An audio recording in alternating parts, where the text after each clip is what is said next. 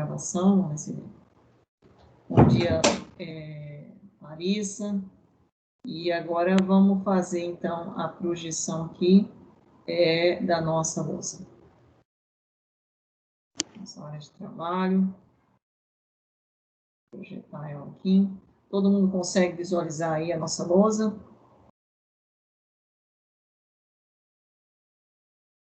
Consegue visualizar, pessoal? Bom dia, já é 10h30. Sim, sim. Ok, obrigada, então, pelo retorno. Vamos lá, então. Nós paramos aí na nossa última aula da segunda-feira, né? Nós trabalhamos na segunda-feira. Ainda estamos trabalhando com o tema ligação química, é um tema demorado, né? Mas é algo importante que a gente deve continuar. Até comentei com vocês, acho que na segunda, não sei se foi com vocês ou com são 3 turmas de engenharia, cada qual eu termino um pouco. Eu tenho que começar a olhar os vídeos lá que eu estou colocando para vocês. Mas eu acredito que eu parei com vocês aqui, na parte de ligações, que eu ia iniciar ligações covalentes, que eu havia explicado para vocês propriedades dos compostos iônicos. Confere isso? Nós tínhamos trabalhado essa questão dos compostos iônicos, a questão, por exemplo, que a gente, né, teve aqui na questão de fusão, de questão de temperatura de fusão, temperatura de ebulição. Confere isso aí? Pessoal, só para a gente entrar na sintonia aqui, todos nós. Ok, ok? Sim ou não? Ok, professor. Sim. Estamos no lugar certo, então. Obrigado. Então, ligação covalente, tá? Então, nós falamos da ligação iônica, né? Vocês já haviam estudado isso e a gente reforçou um pouquinho algumas características que talvez vocês não se lembravam ou não tinham estudado com esse foco. Agora a gente vai falar um pouquinho de ligação covalente, né? Quem quer fazer uma leitura rápida aqui para nós, desse slide que está aqui na tela? Pode ser o colega que estiver disposto hoje. Hoje eu não vou sortear nome, não. Vou ser mais democrática. Quem é o colega que está, né, disposto a fazer essa leitura aqui para nós? Por favor. Sem medo de ser feliz. Bom dia, bom dia.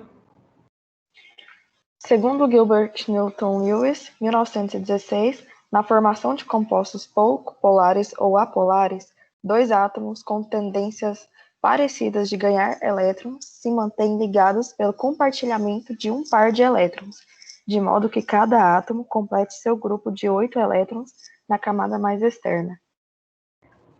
Bom, professor, você falou muita coisa em relação a isso aqui. Vocês podem falar assim para mim, né? Primeira coisa, você falou que esse negócio de regra do octeto não existe. Foi isso que eu comentei com vocês lá anteriormente?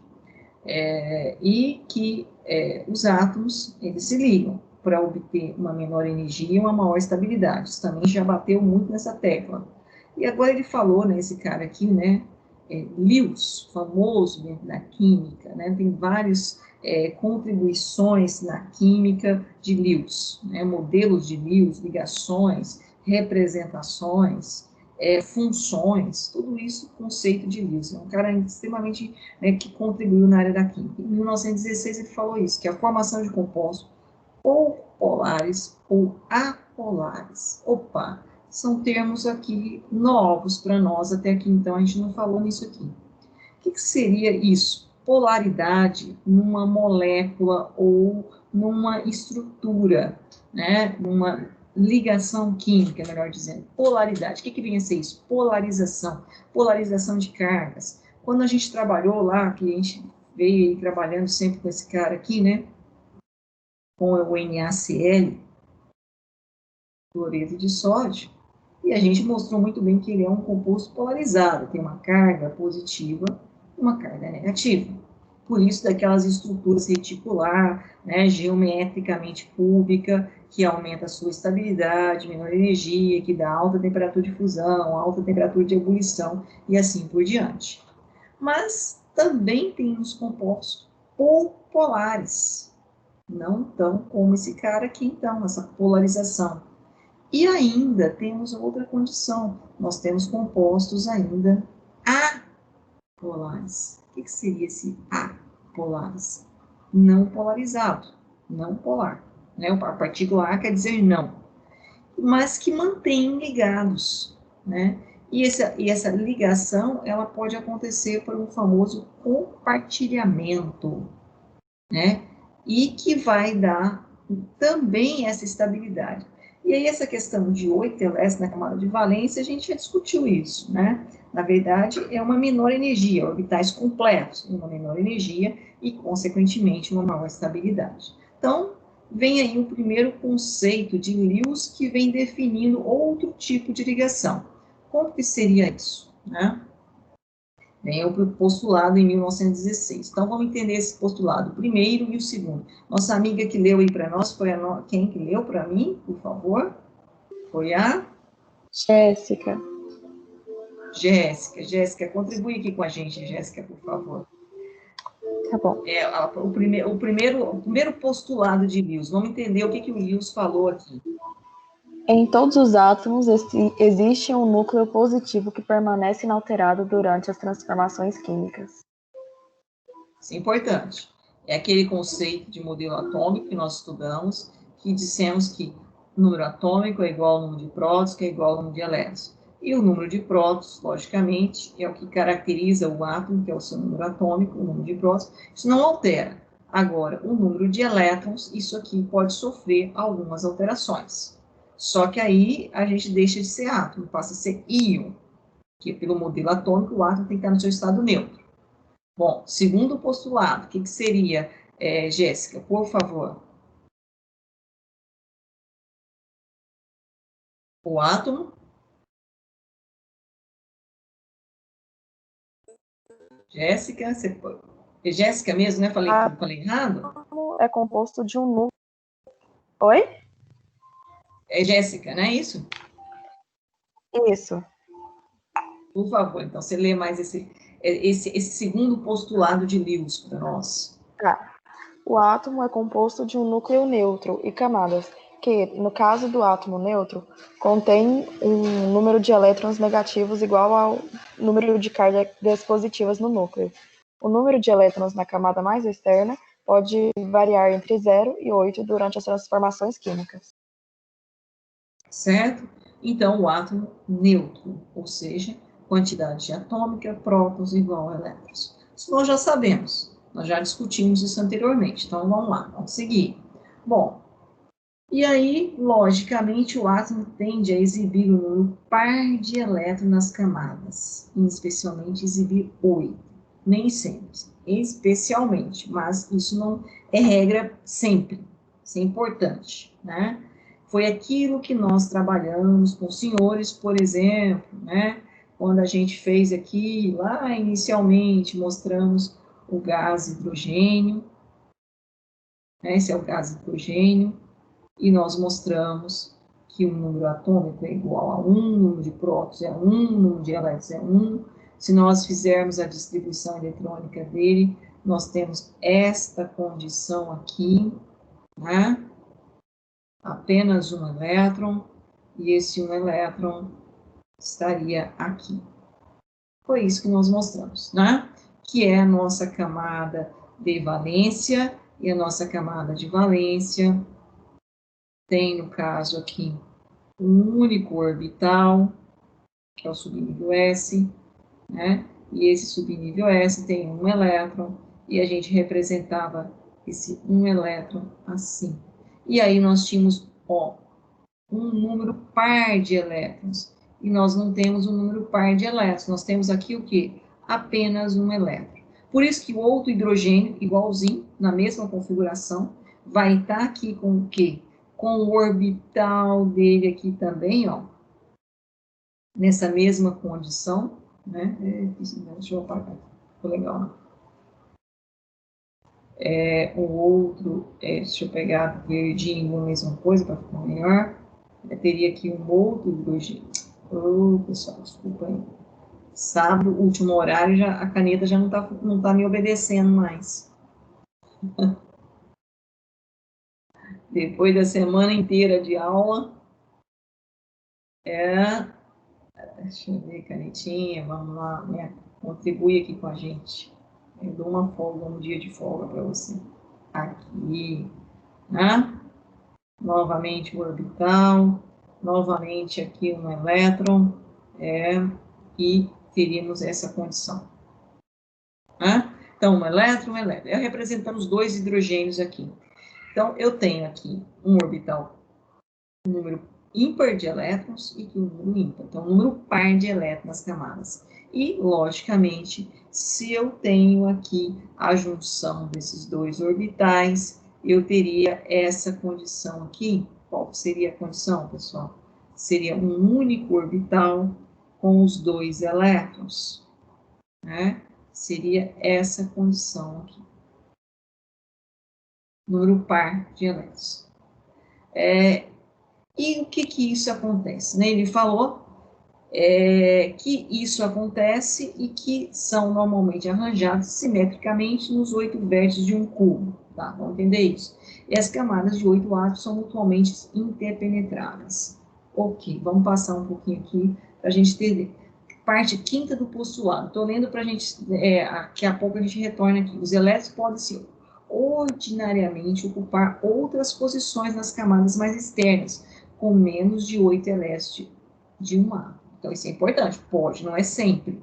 As forças elétricas entre as partículas subatômicas, que estão muito próximas, não obedecem às leis da eletrostática. Ok, é o sexto postulado.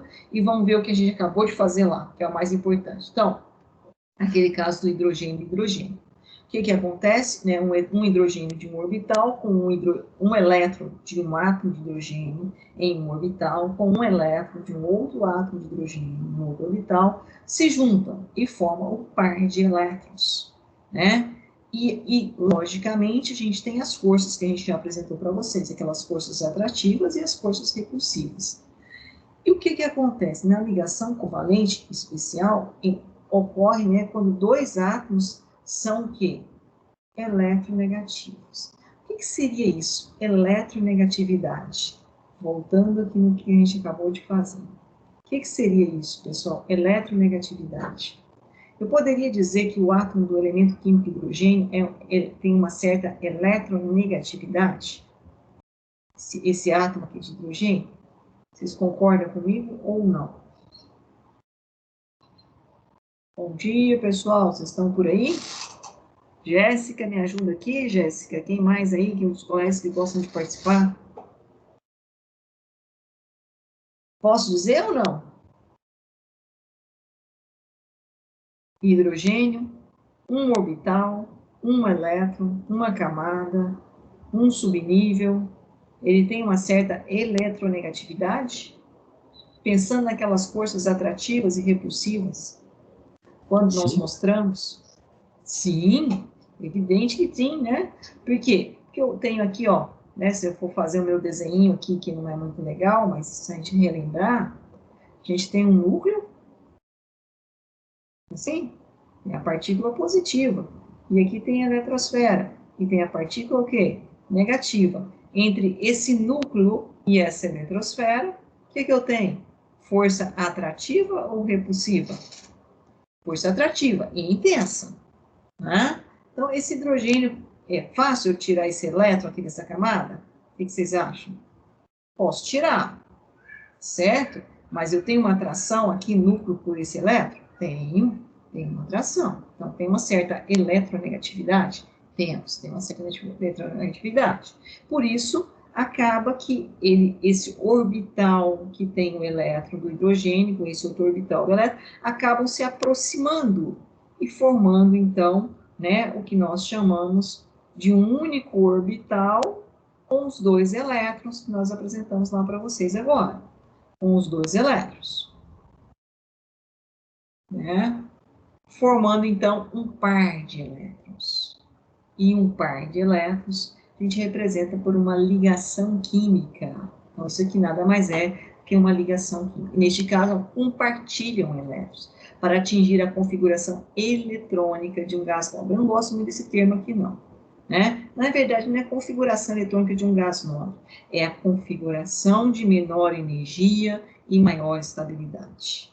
Né? Então, é isso aqui que eu tenho, algo que tem menor energia e maior estabilidade. No caso aqui, ó, quando eu tenho o gás, né, hidrogênio, o H2, esse cara aqui, que eu mostrei anteriormente para vocês, ele acaba tendo a configuração desse cara aqui, do hélio, que tem 2 prótons. Então, ele fica com a energia semelhante à energia do quem? Do gás hélio, né? Porque ele tem 2 elétrons, 2 prótons. Ele tem, na verdade, cada hidrogênio tem um próton. Juntando-se os 2 hidrogênios, tem-se 2 prótons, né? É isso aqui que eu acabo tendo. Eu tenho um hidrogênio com um elétron, eu tenho um átomo de hidrogênio com outro elétron, e esses 2 elétrons agora formam um único orbital, e esse orbital está completo.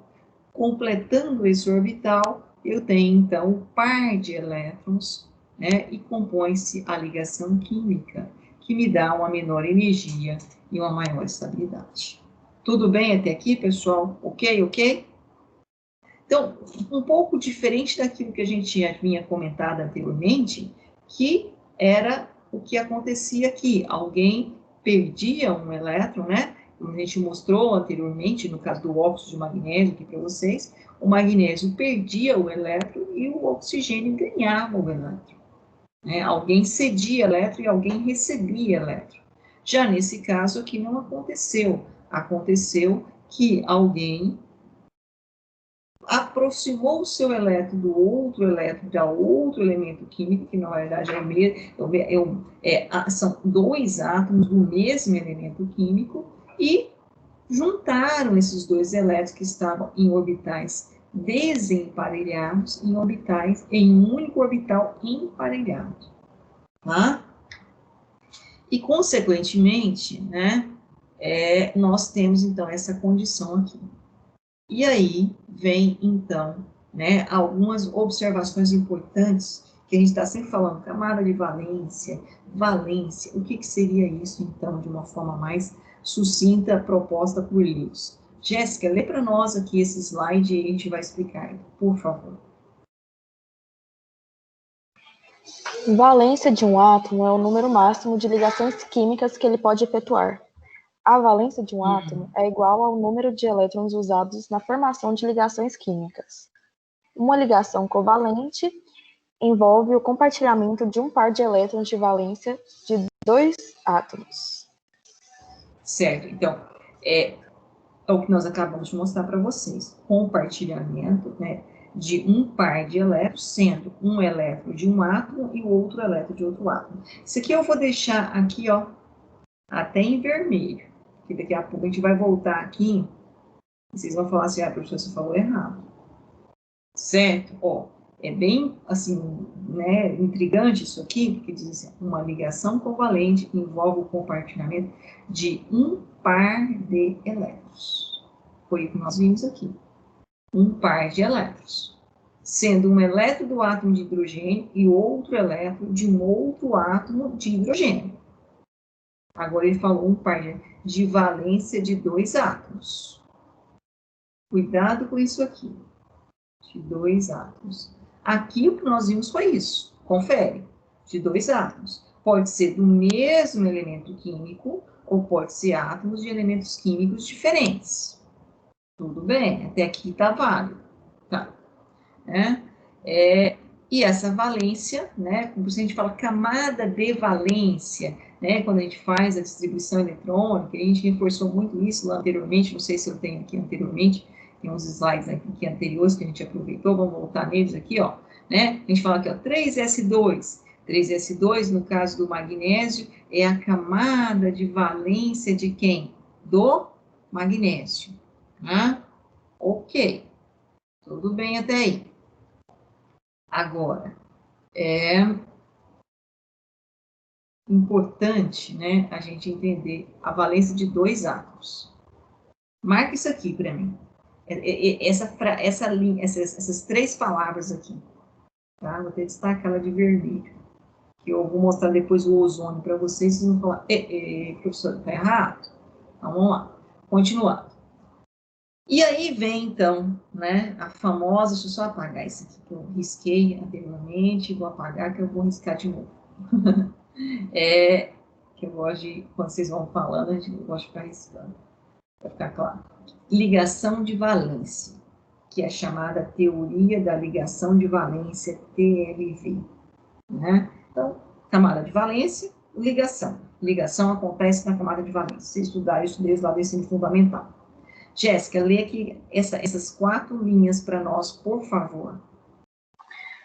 Dois átomos que possuem um orbital com um elétron desemparelhado aproximam-se até que ocorra uma sobreposição ou interpenetração destes orbitais.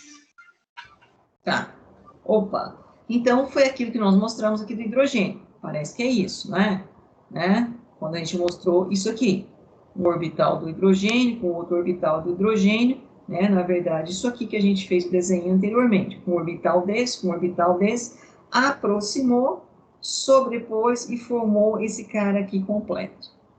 Ixi, mas como que isso pode acontecer? Porque esse negócio de orbital, de região de maior probabilidade de encontrar na verdade, né, esses quadradinhos que a gente fala, os alunos ficam doidos, né, confusos. Mas como que isso tem? Não existe isso. É uma energia. Já falei isso para vocês no livro lá do início, né? E acredito que lá no ensino médio também colocou. Então, sobreposição, interpenetração desses orbitais. Mas é uma região energética, né? Como que é isso, professor? É assim, né? Então, ó, eu tinha lá, né, uma região energética, ó, uma energia, aonde eu tenho aqui o quê? Aqui eu tenho, ó, a parte positiva do núcleo do átomo. Pensando no átomo de hidrogênio, aquele exemplo que eu dei lá do átomo de hidrogênio. Aqui tem um outro átomo do mesmo elemento químico de hidrogênio, uma carga positiva. E aqui estão aquela energia, os elétrons, circulando aqui em volta. Só que eles estavam afastados, mas agora eles têm uma pequena aproximação, esse núcleo com esse núcleo. Lembrando daquela distância, tem a força de atração e a força de repulsão. E a gente calcula pelaquela equação lá da lei de Coulomb, né? Então, os orbitais atômicos semi-preenchidos, né, sobrepõem-se.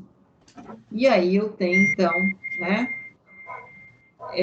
o número total de elétrons, né? No caso, pessoal, quem tiver com o microfone aberto, fecha, depois quando eu chamar vocês abrem, porque senão dá uma interferência aqui de microfonia, tá bom?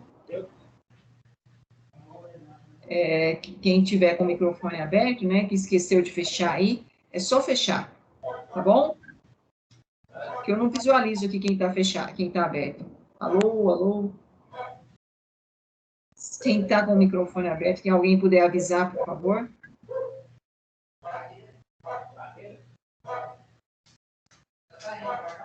Jéssica, faz um favor para mim, avisa o seu colega aí que está com o microfone aberto para ele fechar. Elétrico de...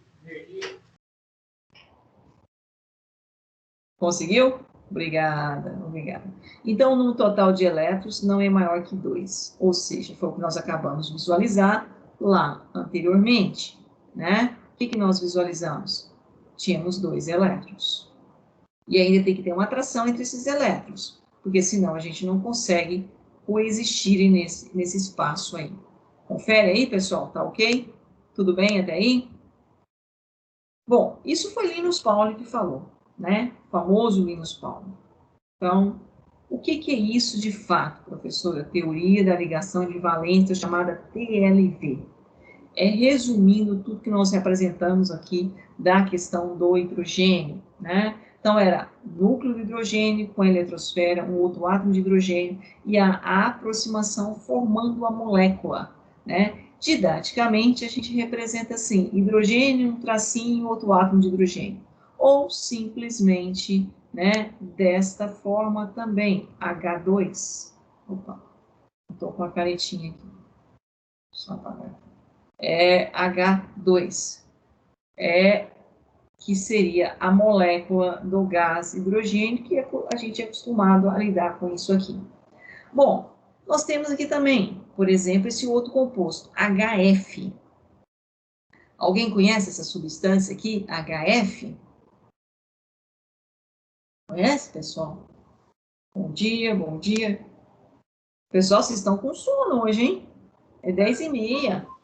Uai, Tá cedo? eu não conheço, não. Não é, Jéssica? Jéssica não conhece o HF. Alguém mais conhece? Ninguém conhece o HF, gente. Alguém que pode me ajudar aí? Vou puxar isso aqui. Pessoal, bom dia. Bom dia, bom dia. Vou só apagar aqui, então. Eu também não conheço, não, professor. Não? Poxa vida, então vou ter que apresentar para vocês. Então, vou abrir aqui. Ok. Então, ó. Hoje até eu tô com a caneta torta. Esse é o ácido... Não, Pode não, falar. sei não. Sei não. Não precisa ser medo de ser feliz, não. Pode falar. HF. Alguém conhece essa substância, pessoal? Ácido fluorídrico? Ácido fluorídrico? Quem mais tem outro nome para ele? Eu ia falar hidróxido, né? Mas eu não sei se é. Certo. Alguém mais pode me contribuir aqui, por favor? Me deixar feliz? Vai ser, medo tá errado, mas é fluoreto de hidrogênio? Opa, muito bem. Quem falou aí? É Gabriel? Gabriel ou Gustavo? Foi. Gabriel. É, Gabriel. Gabriel. Bom dia, Gabriel. Você acordou? Tá com sono ainda? Não, é porque eu tive que sair bem na hora que foi explicar essa coisa aqui, eu perdi, não estava entendendo. Ah, tá. Eu Mas perdi eu 5 não minutos falei isso da aula e aqui. eu não entendi a pergunta. Ah, não entendeu a pergunta. Então eu perguntei, qual que é essa substância? HF. Alguém falou que é ácido fluorídrico, você falou fluoreto de hidrogênio. Eu acho que eu não comentei isso na última aula, não. Acho que não.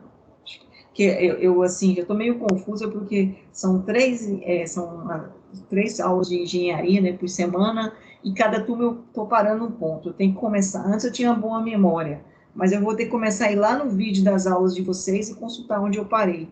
Senão não vai dar certo. Porque aí eu sigo aqui na sequência, na lousa, né? E aí vira uma bagunça na minha cabeça. Mas tá bom. Então, ó, vamos relembrar isso aqui, porque inclusive eu já tenho lá no material assíncrono para vocês, um material sobre funções inorgânicas, né? E provavelmente eu não aqui eu vou passar de uma forma bem sucinta. Então, vamos recordar que tem de ligações covalentes, que é importante, e funções inorgânicas. Tá. Hidrogênio. De novo, fazendo a nossa distribuição. Vou fazer, essa é a última que eu vou fazer, viu? Não faço mais não. Vocês já estão expertos nisso. Um S1 e faço aqui um elétron. Um elétron aí. Tá ok? Bonito. Vou voltar aqui e vou fazer do flúor, né? O flúor eu vou fazer, vou acabar fazendo aqui mesmo que dá para eu fazer. Só um pouquinho mais próximo que eu vou fazer. Um S. Minha lousa hoje está meio... Ah, é porque eu estou com alguma coisa escorregando na mão. Por isso que não está funcionando. Agora sim vai funcionar. Um S. Vou pular aqui uma linha. Dois S. Dois P. Vou pegar aqui a minha amarelinha. Azul mesmo. Deu certo. E vamos colocar os elétrons aqui. Me ajuda. 9. 9 é o quê? 2, não é isso, pessoal? Com 2, 4 para 9, 5. Fazendo a nível de orbital. Camada de valência, vou fazer aqui embaixo. No caso do nosso amigo hidrogênio, como é que vai ficar? Fazendo aqui de verdinho, vou fazer aqui, vai ficar um único orbital, né? Com quantos elétrons para a gente distribuir? Um elétron. Confere, pessoal? Ok, ok?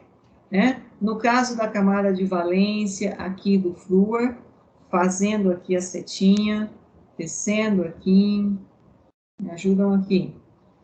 Camada de valência, teoria da ligação de valência, TLV. Então, subnível S, tenho aqui um orbital, certo? Subnível P, nós já sabemos, tem quantos orbitais no subnível P, pessoal? 3. 3 orbitais.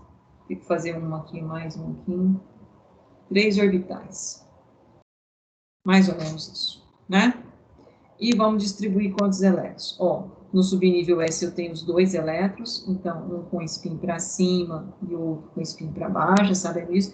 E no subnível P nós temos 5 elétrons. Se eu colocar o primeiro para cima, eu tenho que semi-preencher todos os orbitais com elétron com spin para cima e voltar ao contrário, não é isso? Nós já vimos isso. 2, foram com 3, 4, 5. Tá pronto. 5, né? Então, é aquilo que ele falou, ó, eu tenho aqui um orbital com um elétron, um orbital desemparelhado. E aqui eu tenho 1, 2, 3 orbitais completos, emparelhados, menor energia, maior estabilidade, e eu tenho aqui um orbital desemparelhado. O que que acontece, então, nessa condição? Esse orbital com o orbital do subnível P se juntam e formam um único orbital, só que um orbital agora completo, emparelhado, ou seja, esse elétron do subnível S, proveniente do átomo de hidrogênio da camada de valência 1s, com o elétron do subnível P, proveniente da camada de valência do flúor, né, do subnível P aqui, um elétron se juntaram e formou aqui, então, um elétron e um elétron. E essa aqui é um par de elétrons, é uma ligação química. É exatamente isso aqui que ele representou aqui no desenho para nós do flúor, HF, né? Que os senhores falaram em ácido fluorídrico e o nosso amigo Gabriel falou fluoreto de hidrogênio. E eu vou dizer para vocês que o nosso amigo Gabriel está correto, é fluoreto de hidrogênio. Ah, mas professor, eu estudei no ensino médio, passei no Enem, e isso era ácido fluorídrico. Então, isso pode ser ácido fluorídrico, que isso pode ser ácido. Nem sempre isso é ácido. Depende com quem ele está ligado. Normalmente, quando eu tenho essa condição aqui, pessoal, ó, HF e meio aquoso, eu posso falar com certeza que isso aqui é ácido fluorídrico. Agora, se eu tiver só o HF e eu não sei com quem ele está ligado, então eu não falo a palavra ácido fluorídrico, eu falo fluoreto de hidrogênio, tá? Por quê? Porque dependendo com quem essa substância esteja ligada, ela pode funcionar inclusive como uma base. Ser ácido ou ser base depende com quem eu estou ligado. No conceito mais simples e mais primitivo do que é ácido e base, que é o conceito de Arrhenius, que provavelmente é o que vocês se lembram, que vocês estudaram, que o professor lá do ensino médio bate mais, ele vai falar que isso aqui é ácido fluorídrico, que vocês estudaram assim. Eu vou repetir o que vocês viram lá. O professor falou assim, ó, ácido fluorídrico, ou ácido, seguindo o conceito de Arrhenius, é toda substância que em meio aquoso, opa, preciso de quem? De água, sofre ionização e tem como resultado dessa ionização o íon hidrônio hidroxônio, o H3 ou mais, tá? Quando eu for falar, provavelmente daqui, não segunda-feira que vem, na outra segunda-feira, eu vou retomar isso aqui. Eu vou falar de uma forma bem rápida, mas a gente vai retomar nisso. Mas vocês já têm os textos lá também, que vocês podem fazer a leitura, mas a gente vai reforçar, que isso é importante também, o conceito de ácido, né? Ele vindo um pouco distorcido, acaba dificultando a compreensão depois, inclusive, do que eu, dentro dos conceitos lá de corrosão, tá? Bom, então esse é o fluoreto de hidrogênio. Tá claro até aqui, pessoal, nos comentários que nós fizemos? Por enquanto, se tiver assim, eu não posso falar ácido fluorídrico, só se estiver em meio aquoso, tá? Depois a gente vai falar o conceito, inclusive, de Lewis, de ácido, que é o conceito mais completo, tá? E aí, muitas vezes, o fluoreto de hidrogênio comporta-se como base.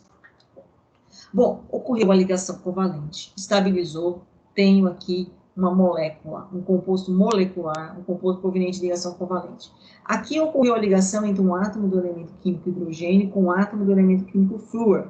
Mas nesse terceiro caso aqui, já aconteceu uma ligação entre o quê? Um átomo do elemento químico flúor com um átomo do elemento químico flúor. Também pode acontecer, se eu tivesse uma configuração semelhante a essa, iria juntar esse orbital com outro orbital semelhante a esse. E eu teria um orbital molecular, um orbital partindo, né, daquela configuração do orbital completo, menor energia, maior estabilidade. Bom, então, eu tenho diversas, né, maneiras de compartilhar aqui os os orbitais. Mas o importante é que eu tenha orbital desemparelhado, para formar o que o Lewis propôs lá inicialmente. Lembram desse gráfico que eu apresentei para vocês inicialmente, nessa semana, que é sábado ainda, né? Na segunda-feira? Eu apresentei esse gráfico para os senhores, não apresentei? Colegas, bom dia, colegas, eu apresentei esse gráfico para os senhores na segunda-feira. Sim. E o que nós chegamos à conclusão? Qual que era a condição melhor para formar a ligação hidrogênio-hidrogênio? Qual era a melhor condição? A de menor energia, essa daí de baixo. Essa que eu estou destacando aqui, não é isso? Onde eu tinha as forças repulsivas igual às forças atrativas, e esse é um momento que eu tinha o chamado equilíbrio, o equilíbrio de menor energia, né? É exatamente aqui também, né? Aqui também eu tenho um momento que a força repulsiva é igual à força atrativa, e eu tenho, então, essa região de equilíbrio, né? Ou seja, o somatório das forças atrativas mais das forças repulsivas é igual a zero, é o momento onde ocorre a nossa ligação química, tá? Isso a gente tinha colocado. Mas a gente está falando nesse termo aqui o tempo todo, né? E aqui é o que vem o X da questão. Eu vou até puxar aqui um pouquinho maior para a gente apresentar isso aqui para os senhores. Não sei se os senhores já foram apresentados isso aqui. Lá no ensino médio, se vocês se lembram disso aqui ou não. Que quando eu fiz aqui anteriormente, eu falei de orbital. Falei, isso aqui é uma representação didática do que vem a ser orbital. E aqui eu falei, isso aqui é um orbital do subnível S. E esse aqui é um orbital do subnível P, que é aquela região de maior probabilidade contra os elétrons. Quando a gente mostrou nesse desenho aqui, aparece, né, é uma região aqui, juntou-se aqueles dois orbitais e formou, então, essa estrutura molecular. A mesma coisa aqui e a mesma coisa aqui. Só que aqui eu tive o quê? Flúor, flúor. Flúor são dois átomos do mesmo elemento químico. Aqui é hidrogênio com flúor e aqui é hidrogênio com hidrogênio. Bom, parece simples, mas o que são esses desenhos aqui geométricos, ou essa geometria, né, aqui nessa estrutura? São os famosos orbitais, e esses orbitais, pessoal, eles têm uma energia, e essa energia descreve, na verdade, uma visualização, né, estrutural, vamos dizer assim, é difícil de falar nisso, mas eles têm uma forma geométrica, energeticamente falando. E no caso do subnível S e P, eu acredito que vocês foram apresentados isso lá no ensino médio. Foram? Hein, Gabriel? Você se lembra disso aqui ou não?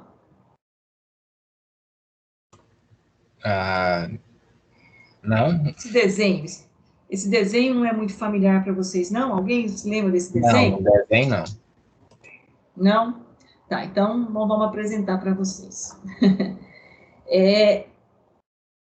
Pensando, né, nos três eixos, eixo X, eixo Z e eixo Y, né, matematicamente falando, nós temos, a matemática está em tudo, importantíssima, né? Nós temos que essa energia desse orbital, quando eu falo que é o orbital do subnível S, opa, deixa eu voltar aqui, ela descreve, né, praticamente aqui um caminho de uma forma circular. Por isso a gente representa isso por uma forma energética, dizendo assim, uma formatação. Isso é um pouco assim, é difícil, né? Porque é meio lúdico, né? Mas é o que a gente consegue representar dentro da matemática, que ele teria uma forma circular, esse orbital do subnível S. E estaria aqui ocupando três eixos na matemática, né? O eixo X, Y e Z. Porém, a gente vai entender isso de uma forma melhor. E quando eu falo do orbital do subnível P, que é esse aqui, que é onde estão os elétrons, né? Ele já não teria essa forma circular. ele teria uma forma parecendo um 8, né? Só que esse 8 ele se encontra no eixo X, ele se encontra no eixo Y e ele se encontra no eixo Z. Então, seria esse formato aqui. Opa, eu esqueço que eu não estou contando. Seria esse formato aqui, desenho, né? Esse ângulo aqui, mais ou menos, né? Logicamente, esses dois bulbos iguais, né? Igual eu fiz, não. Ele atende aqui a geometria, tá vendo? Essa geometria e essa geometria. Bom, professor, eu não estou entendendo. Bom, por que 3? Eixo X, eixo Y e eixo Z. Já vamos explicar isso. Bom, seria basicamente, eu vou voltar aqui um pouquinho, porque é difícil de explicar isso sem falar nisso. Texto que não traz, mas a gente vai voltar um pouquinho. É uma forma para que a gente possa quântica, dentro da mecânica quântica, né, de quantização da matéria, conseguir aproximar ou visualizar o elétron. Difícil, mas vamos lá. Quando nós mostramos para vocês, lembra que falei, o diagrama de Linus-Pauling, eu tenho uma equação matemática que eu consigo definir a quantidade de elétrons que eu tenho em cada camada? Eu acho que eu apresentei isso, foi só para o Gabriel, ou foi o João Vitor, que estava na nossa primeira aula, na segunda-feira, dia 31 de agosto. Foi isso? Quem foi que assistiu a nossa aula aí no dia 31 de agosto? Foi só um aluno. Mas vocês têm a aula gravada que está lá posta para os senhores, lá no... Não sei se foi dia 31 de agosto também, eu acho que foi. Foi a nossa primeira aula. Vocês se lembram disso? Que eu apresentei aqui para vocês. Depois eu não sei se eu reforcei isso também. Que esse N representava o número da camada. Lembram disso, pessoal? Alguém está lembrado disso ou não? Porque às vezes eu estou falando algo que vocês não se lembram. Sim. Foi isso? Comentamos isso para vocês? Número da camada, tá?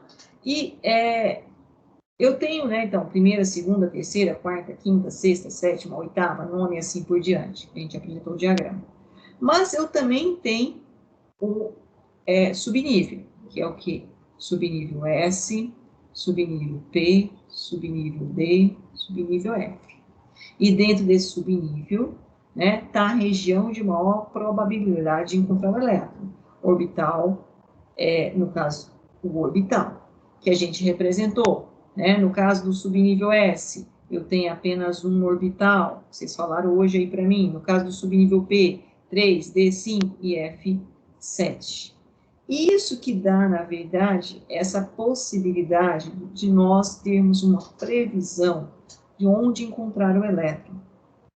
Né? E essa região de maior probabilidade de encontrar o elétron, ela descreve, então, ela tem uma forma geométrica. E no caso do subnível S, essa forma geométrica circular. No caso do subnível P, ela tem uma forma de halteres. Tá? E daqui a pouco eu vou falar do subnível D e do subnível F. E essa geometria faz com que nós possamos, então, voltando aqui um pouquinho, saindo dessa coisa um pouco abstrata, de mostrar as ligações químicas, que foi o que nós acabamos de fazer lá com a ligação do gás hidrogênio. Falei, olha, um hidrogênio liga com outro hidrogênio, que forma, então, o par de elétrons. E esse par de elétrons, composto aí de 2 elétrons. Isso aqui, acabamos de fazer.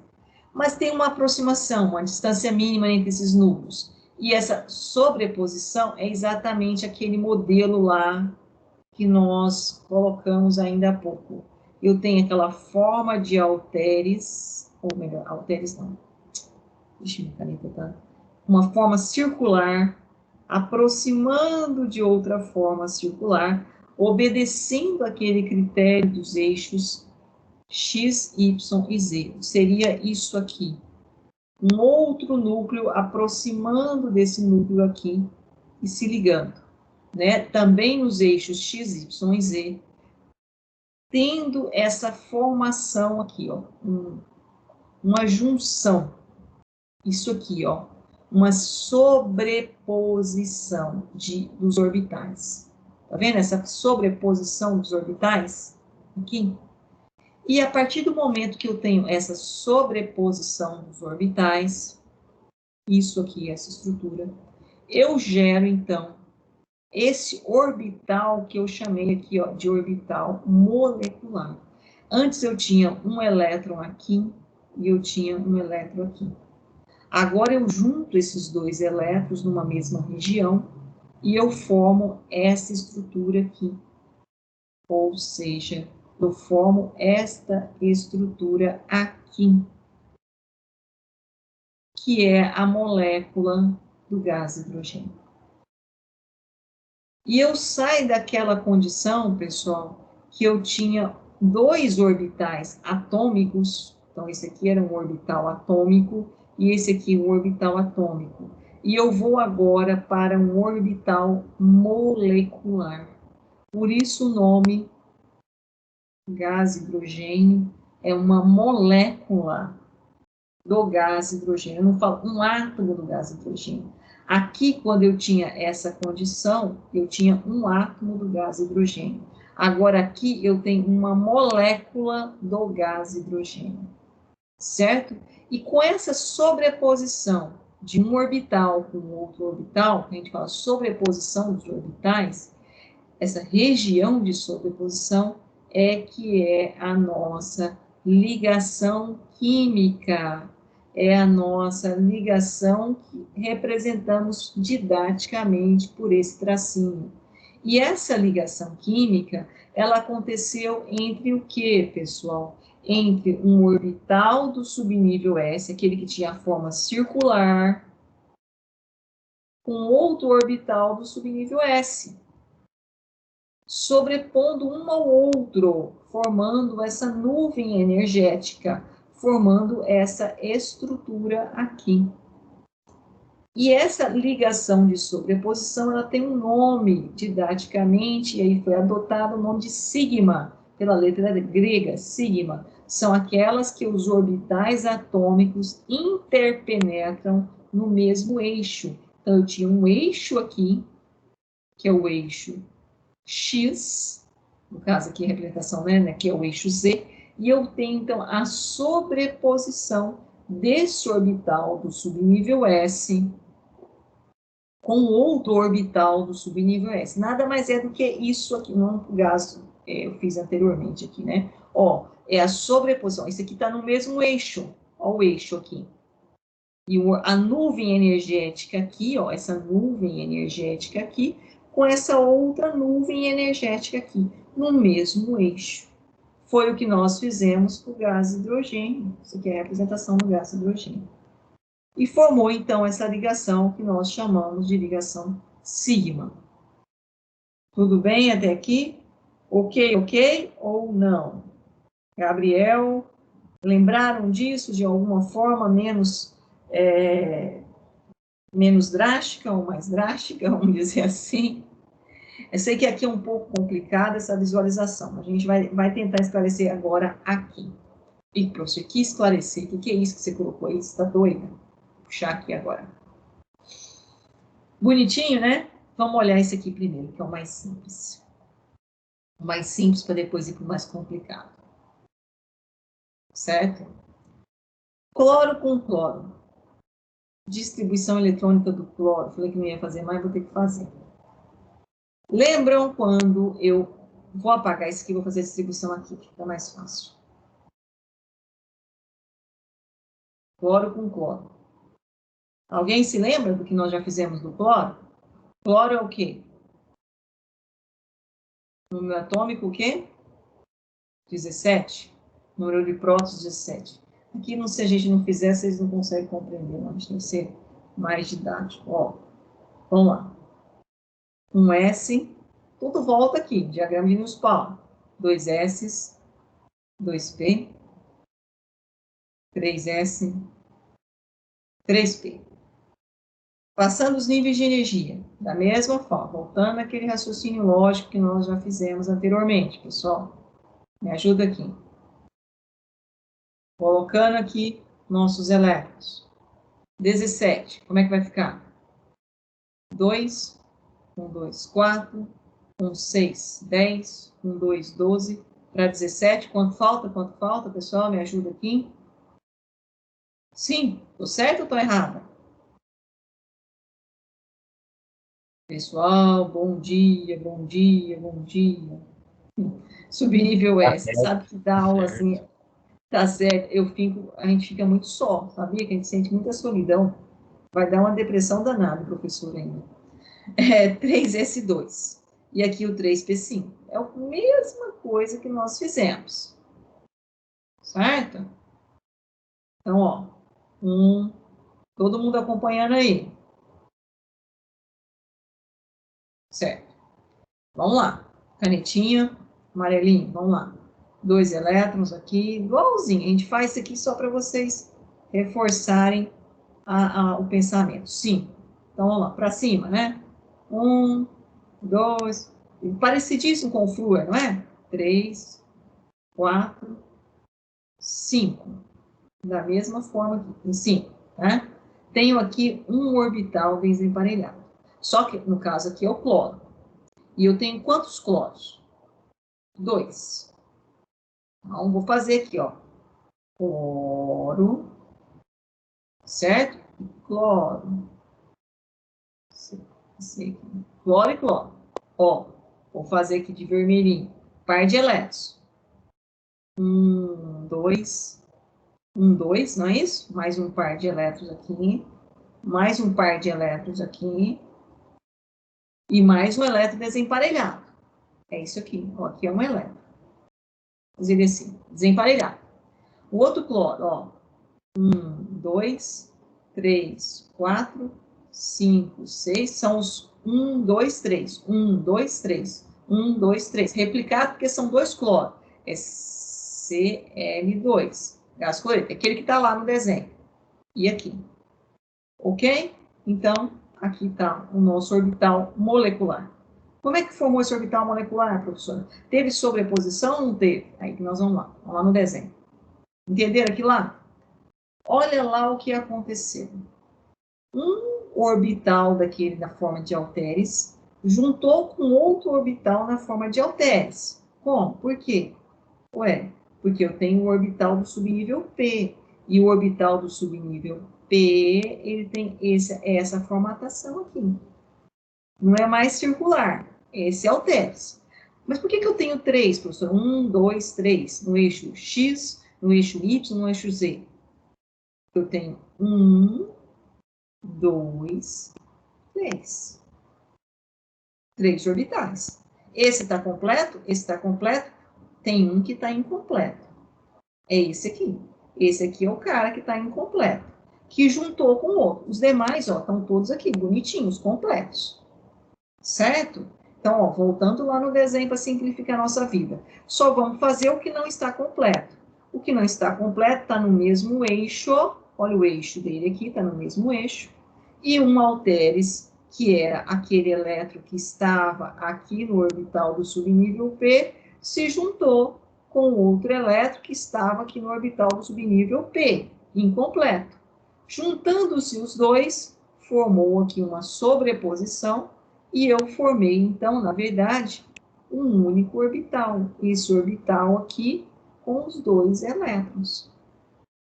Que nada mais é que quando eu faço aqui a ligação cloro, é isso que eu represento, um elétron com um outro elétron, formando essa ligação aqui. Essa ligação aqui, essa sobreposição. Que tipo de ligação é essa, professora? É um orbital do subnível P com um orbital do subnível P. Orbital do subnível P com orbital do subnível P, que nós chamamos de ligação do tipo... Chamamos de ligação do tipo sigma. É essa ligação aqui. Ligação do tipo sigma. Região de sobreposição. Aqui seria o desenho geométrico dos três orbitais, ó. O eixo Y, o eixo X e o eixo Z. Orbital do subnível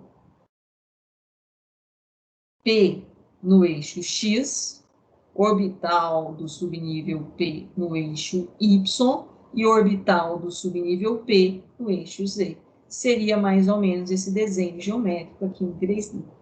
E esse aqui, professor, o que é esse circular? É o orbital do subnível S, que tem aquela formatação circular. Então quando eu junto um orbital do subnível S com o orbital do subnível P, eu também tenho uma sobreposição? Tem uma sobreposição, que é essa aqui, por exemplo. Quem é esse cara aqui, HCl? É esse aqui, ó.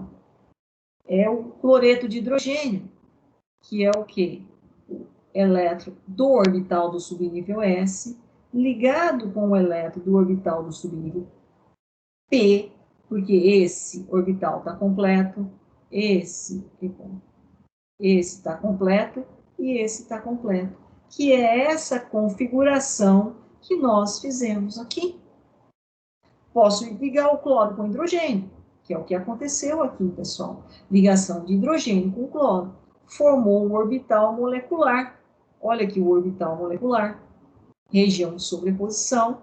E essa ligação é uma ligação do tipo sigma. Sigma, sigma, sigma. Até aqui, pessoal. Dúvidas? Essa ligação sigma de cloro com cloro, orbital do subnível P com orbital do subnível P, ocorreu sobreposição, está no mesmo eixo. Essa é uma ligação do tipo sigma, orbital do subnível S com orbital do subnível P, também ocorreu uma sobreposição, então há uma ligação do tipo sigma. Até aqui, dúvidas, perguntas, questionamentos? Está claro isso aqui ou não? Preciso ouvi-los agora. Está claro. Tá? Vocês já tinham estudado isso? Lembraram disso? Não é novo. Lembrei. Certo? Lembrei. Lembrou? A sigma não. A ligação sigma você não tinha estudado? Não. Essa nomenclatura sigma? Com essa nomenclatura, então, não. Com essa nomenclatura, não. Sempre quando ocorrer, então, a sobreposição, ou seja, estiver no mesmo eixo, né, a ligação, eu tenho uma ligação do tipo sigma, tá? E essa ligação sigma, ela pode ser de orbital do subnível S com orbital do subnível P, pode ser de orbital do subnível S com orbital do subnível S, que é o caso aqui, pode ser de orbital do subnível P com orbital do subnível P. Tudo bem, pessoal? Sem nenhum problema? Tudo bem. De diferentes ou de iguais? Exatamente, né? E quando eu tenho os orbitais do subnível P, eu tenho essa formatação de halteres. É a energia que descreve esse orbital. Quando eu tenho o orbital do subnível S, eu tenho essa formatação circular. Lembrando que tem sempre que projetar nos três eixos. No caso do orbital do subnível S, é um único orbital e ele ocupa os três eixos. No caso do subnível P, eu tenho três orbitais. Então, cada eixo tem uma halteres, são três halteres. E aí eu tenho, então, essa formatação aqui, né? Eixo Y, eixo X e eixo Z, geometricamente falando, tá? Nós temos agora, só que, deixa eu só ver aqui o nosso horário, porque senão falta só 3 minutos, né? Passa muito rápido. Eu só vou deixar aqui um raciocínio e segunda-feira a gente começa basicamente aqui, porque é importantíssimo essa questão, tá? Todo mundo conhece essa substância, O2, primordial à vida, gás oxigênio, né? E eu gostaria que vocês tentassem chegar, a gente vai começar falando da ligação dupla, ligação pi. Vocês falaram que não conhecia a ligação sigma. Apresentei a ligação sigma para vocês. Além da ligação sigma, a gente tem também a ligação pi. Epa, professora, ligação pi, o que seria isso?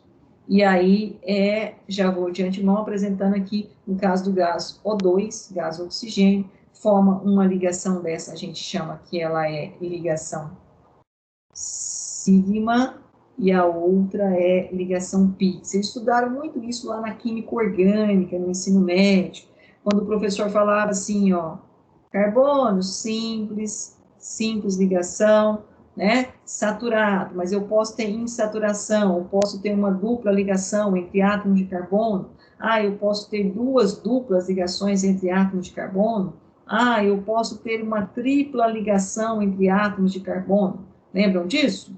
Vocês estudaram isso? Ué, como que isso acontece? Tripla ligação. E aí o professor ainda falou para vocês assim, ó, e é quando eu tenho uma tripla ligação, a primeira é sigma, a segunda é pi, e a segunda é pi. Quando eu tenho duas duplas ligações, eu tenho sigma, pi, sigma, pi. E as demais simples são todas sigmas. Lembram disso? Vocês decoraram isso ou vocês entenderam por quê? Por que essa é sigma e por que essa é pi? Por que essa é sigma, pi, pi? Alguém se lembra? Isso aí eu lembro. Você lembra? Por Mas quê? era Fala para mim. só decorar mesmo, cada uma aí. Você falava assim, fala sigma e pi. Se tiver uma tripla, uma é sigma, e as outras é pi. Isso. E se tiver duas duplas, ou uma dupla, né, no caso aqui, sigma, pi. Era assim que você decorava. A primeira é sigma e o resto é pi sempre. E o resto é pi. E por que será? Vocês nunca perguntaram por quê? Nunca tiveram curiosidade? Só acreditar. Então, tá bom. Então, segunda-feira a gente começa exatamente aqui, tá? Explicar a diferença do que é uma ligação sigma e de que é uma pi. Por que eu só tenho uma sigma no caso aqui, né, do carbono, quando ele tem dupla, uma é sigma e a outra é pi. Ou, no caso de tripla ligação, uma sigma e as outras são pi, tá? A gente começa exatamente nesse ponto aqui, que ele é muito importante. Mas já de antemão, já vou mostrar para vocês que está relacionado com a questão de eixo, geometricamente falando, tá? Dessa geometria aqui de sobreposição. Tudo tem estabilidade e a matemática explica tudo. A questão geométrica, a química depende da geometria, porque a geometria é que faz com que eu tenha maior aproximação ou afastamento com relação aos pares de elétrons. E quanto mais próximos são os pares de elétrons, nós já vimos, a gente tem uma distância mínima para que eu tenha uma energia de equilíbrio, ou seja, uma menor energia ou maior estabilidade. Então, resume nisso aqui. A gente vai partir desse ponto aqui, dessa geometria dos orbitais do subnível P, e nós vamos explicar essa ligação P. Parando aqui, amanhã é domingo, vou dar folga para vocês domingo, viu, pessoal? Amanhã vocês estão liberados, viu? Mas segunda-feira estaremos no mesmo horário, das 10h30, para esclarecermos isso aqui. Alguma pergunta até aqui? Vou deixar para vocês pensarem no domingo inteiro. Eu sei que vocês não vão nem dormir hoje, né? Nem curtir o sábado pensando exatamente nisso aqui. Tá bom? Pensem, façam uma reflexão. Com certeza. A gente começa nesse ponto. Com certeza, né? Vocês vão estar atentos a isso, não vão, pessoal? Voltando aqui, então, no nosso... Posso ficar certa disso, né? Nós estamos aí com 15 alunos, resistiram 15 alunos, olha, muito bem, são resistentes. Vou baixar nossa lista de presença, pronta a lista de presença, e vou encerrar a nossa gravação. Parando por aqui, pessoal.